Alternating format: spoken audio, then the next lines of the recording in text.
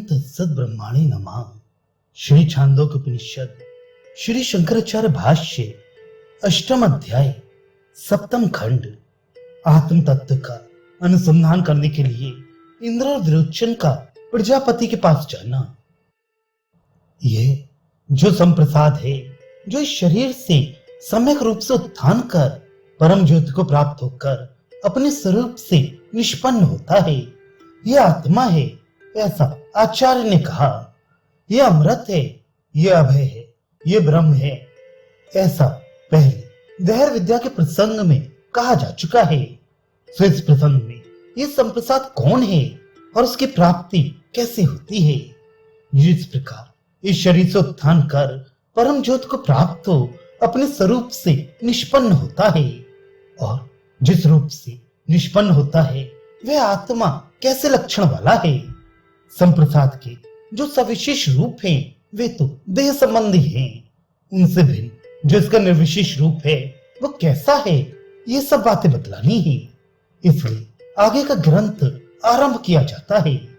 यह जो आख्यायिका है वह तो विद्या के ग्रहण और दान करने की विधि प्रदर्शित करने एवं विद्या की स्तुति के लिए है। जिस प्रकार जल की प्रशंसा करने के लिए यह जल राजा द्वारा सेवित है, ऐसा कहा जाता है। जो आत्मा धर्म अधर्म आदि रूप पाप शून्य, जरा रहित, मृत्युहीन, विशोक, क्षुधा रहित, पिपासा रहित, सत्य काम और सत्य संकल्प है, उसे खोजना चाहिए और उसे विशेष रूप से जानने की इच्छा करनी चाहिए। जो उस आत्मा को शास्त्र और गुरु के उपदेश अनुसार खोजकर जान लेता है वह संपूर्ण लोक और समस्त कामनाओं को प्राप्त कर लेता है, ऐसा प्रजापति ने कहा। जो आत्मा पाप रहित, जराहीन, मृत्युहीन, शोक रहित, क्षुधा रहित, ईर्ष्याहीन, सत्य काम और सत्य संकल्प है, जिसकी उपासना अर्थात उपलब्धि के लिए हृदय पुंडरीक स्थान बतलाया गया है, जिसमें मिथ्या से अपहित ढके हुए सत्य काम सम्यक प्रकार से स्थित है, जिसकी उपासना के साथ साथ रहने वाला ब्रह्मचर्य रूप साधन बतलाया गया है, और उपासना के फलभूत काम की प्राप्ति के लिए मूर्धन नाड़ी से गति बतलाई गई है, उसका अन्वेषण करना चाहिए। शास्त्र और आचार्य के उपदेशों से उसका ज्ञान प्राप्त करना चाहिए। वह विजिज्ञास्तव्य विशेष रूप से जानने के लिए इष्ट है, अर्थात ससंवेदता को प्राप्त कराने योग्य है। उसके अन्वेषण और विशेष रूप से जानने की इच्छा से क्या होता है यह बतलाया जाता है। जो परिक प्रकार से उस आत्मा को शास्त्र और आचार्य के उपदेशानुसार अन्वेषण कर विशेष रूप से जान लेता है, अर्थात स्वसंवेदता को प्राप्त कर लेता है, उसे इन समस्त लोकों के भोगों की प्राप्ति और सर्वात्मा रूप फल की प्राप्ति होती है, ऐसा प्रजापति ने कहा। अन्वेषण करना चाहिए, विशेष रूप से जानना चाहिए, ये नियम विधि ही है, अपूर्व विधि नहीं है। इसका तात्पर्य यह है कि उसे इस प्रकार अन्वेषण करना चाहिए, इस प्रकार जानना चाहिए, क्योंकि अन्वेषण और विजिज्ञासा ये दोनों ही दृष्टार्थ हैं। इनका फल प्रत्यक्ष सिद्ध है, परलोक आदि की भांति अदृष्ट नहीं है। इनकी दृष्टार्थता मैं इसमें भोग्य नहीं देखता। इस इंद्र के वाक्य से श्रुति बारंबार दिखलाएगी। देह आदि धर्मों से अतीत रूप से ज्ञात होने वाले आत्मा के स्वरूप का ज्ञान होने में विपरीत ज्ञान की निवृत्ति ये दृष्ट फल है। अतः इस विधि का नियमार्थक होना ही उचित है। अग्निहोत्र आदि के समान इसका अपूर्व विधि होना संभव नहीं है। प्रजापति के इस वाक्य को देवता और असुर दोनों ही ने परंपरा से जान लिया। वे कहने लगे, हम उस आत्मा को जानना चाहते हैं जिसे जानने पर जीव संपूर्ण लोकों और समस्त भोगों को प्राप्त कर लेता है।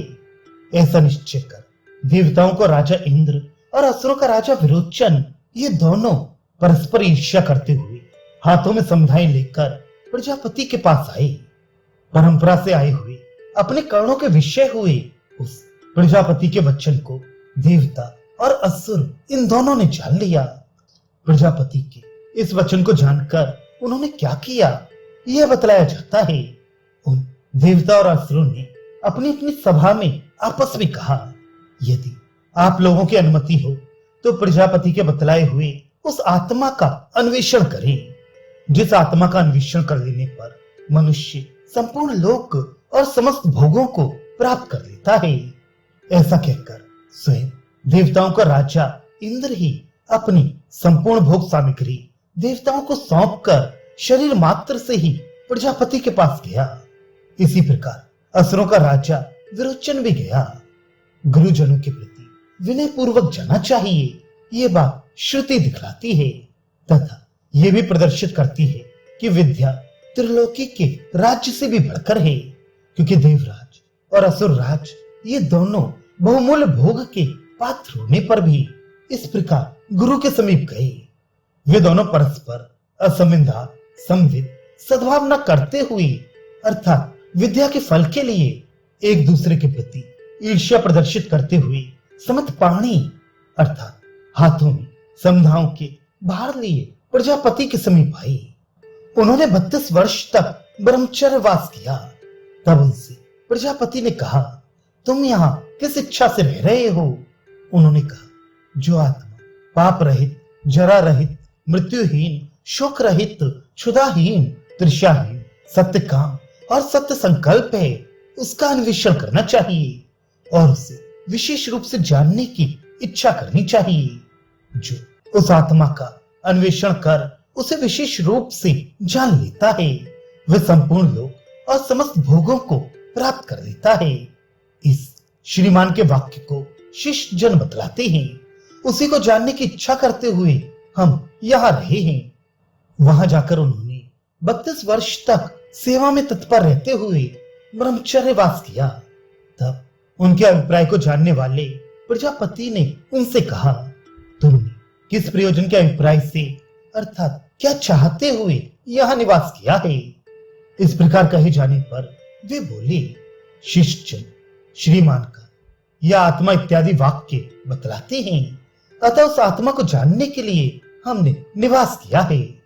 यद्यपि प्रजापति के पास आने से पूर्व वे एक दूसरे के प्रति ईर्ष्या युक्त थे, तथापि विद्या प्राप्ति के प्रयोजन के गौरव से उन्होंने प्रजापति के यहाँ राग द्वेष मोह एवं ईर्ष्या आदि दोषों को त्याग कर ही ब्रह्मचर्य वास किया। इससे इस आत्मविद्या के गौरव की सूचना मिलती है। उनसे प्रजापति ने कहा, ये जो पुरुष नेत्रों में दिखाई देता है, यह आत्मा है, यह अमृत है, यह अभय है, यह ब्रह्म है। तब उन्होंने पूछा, भगवान, ये जो जल में सब और प्रतीत होता है और जो दर्पण में दिखाई देता है, उनमें आत्मा कौन सा है? इस पर प्रजापति ने कहा, मैंने जिस नेत्रांतर्गत पुरुष का वर्णन किया है, वही इन सब में सब और प्रतीत होता है। उन्हें इस प्रकार तपस्वी विशुद्ध कल्मश अर्थात जिनके दोष निवृत्त हो गए हैं और योग्य जानकर प्रजापति ने कहा, जिनकी इंद्रियां विषयों से निवृत्त हो गई हैं और जिनके राग द्वेष आदि दोषों का नाश हो गया है, उन योगियों को जो नेत्र के भीतर यहाँ दृष्टा पुरुष दिखाई देता है, यह अपत पापमादि गुणों वाला आत्मा है, जिसके विषय में पहले मैंने कहा था और जिसका ज्ञान होने पर संपूर्ण लोक और कामनाओं की प्राप्ति हो जाती है। यह भूमा संज्ञक अमृत है, इसलिए अभय है और इसी से ब्रह्म यानी वृद्धतम है। तब प्रजापति के कहे हुए नेत्रों के भीतर जो पुरुष दिखाई देता है, इस वाक्य से उन्होंने छाया रूप पुरुष को ग्रहण किया और उसे ग्रहण कर अपने विचार को पुष्ट करने के लिए प्रजापति से पूछा, हे भगवान, ये जो पुरुष जल में प्रख्यात पर सब ओर से ख्यात प्रतीत होता है और जो ये दर्पण में अपने प्रतिबिंब रूप से दिखाई देता है तथा जो खड़ग आदि स्वच्छ पदार्थों में दिखता है, इन सब में आपका बतलाया हुआ आत्मा कौन है अथवा इन सब में एक ही आत्मा है? इस प्रकार पूछे जाने पर प्रजापति ने कहा, मैंने जो नेत्रांतर्गत दृष्टा बतलाया है वही आत्मा है। इस बात को मन में रखकर ही उसने कहा कि वह इन सभी के भीतर दिखाई देता है। शंका, किंतु निर्दोष आचार्य होकर भी प्रजापति का अपने शिष्यों के विपरीत ग्रहण का अनुमोदन करना कैसे उचित हो सकता है? समाधान, ये ठीक है, परंतु प्रजापति ने उसका अनुमोदन नहीं किया। शंका, सो किस प्रकार? समाधान, इंद्र और विरोचन इन दोनों ने अपने में पांडित्य, महत्व और ग्रातत्व का आरोप किया था और ये लोक में प्रतिष्ठित भी थे। यदि उनसे प्रजापति ये कहते कि तुम मूढ़ हो और उल्टा समझने वाले हो, तो उनके चित्त में दुख हो जाता और उससे होने वाले चित्त के प्रभाव से फिर प्रश्न करने, सुनने, ग्रहण करने और समझने के लिए उत्साह का ह्रास हो जाता। अतः प्रजापति यही मानते हैं कि शिष्यों की रक्षा करनी चाहिए। अभी ये विपरीत ग्रहण करते हैं तो भले ही करे, मैं जल के शकोरे आदि के दृष्टांत से उसे निवृत्त कर दूंगा। शंका, किंतु यही वह आत्मा है, ऐसा कहकर मिथ्या भाषण करना तो उचित नहीं है। समाधान, प्रजापति ने मिथ्या भाषण तो नहीं किया। शंका, किस प्रकार नहीं किया? समाधान, शिष्य के ग्रहण किए हुए छायात्मा से प्रजापति का स्वयं बतलाया हुआ नेत्रांतर्गत पुरुष उनके मन में बहुत समीप बढ़ती है, क्योंकि आत्मा सबके भीतर है, ऐसी श्रुति है।